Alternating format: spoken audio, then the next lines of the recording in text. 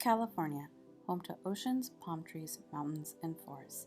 But under the guise of that fun California coastal lifestyle is the reality that there are 1.7 million high schoolers in the state, with a large part of that population needing special resources obtained through school counselors and psychologists.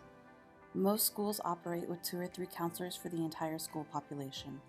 If they are lucky, they may have one school psychologist. It is not unheard of for a single school counselor or psychologist to have a caseload of 500 students in a single school year, causing them to be stretched thin, burnt out, and not always available for a student who may be needing them right at that moment.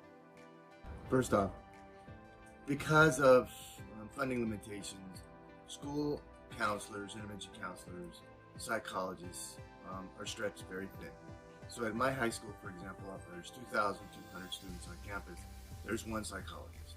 In high school, there is just as strong a need for mental health support for students as there are for adults.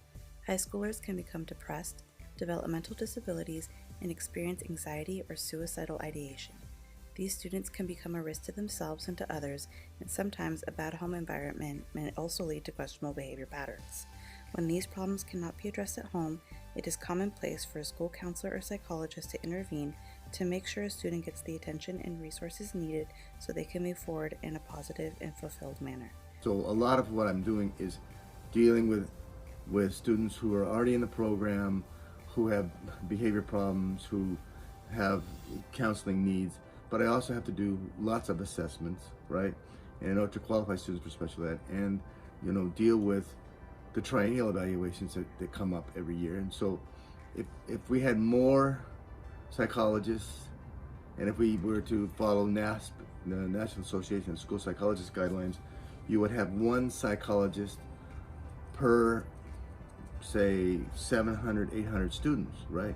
Even if they stretched to 1,000, 2 full-time psychologists at my high school, you would be able to, deal with at-risk students, kids who don't present with any sort of academic delays in the class, but are struggling because in my high school, it happens to be in a lower socioeconomic neighborhood.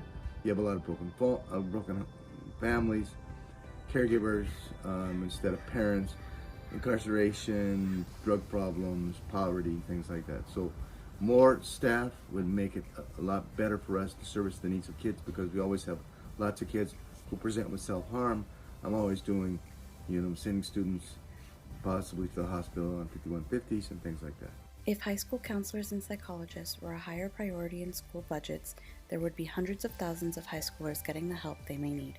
These employees would be able to do more follow-ups, closely monitor how school is going, assess behaviors more thoroughly, and have the time to find more options for these students, whether it be a job, outside counseling, a track to college or a trade, or even the military.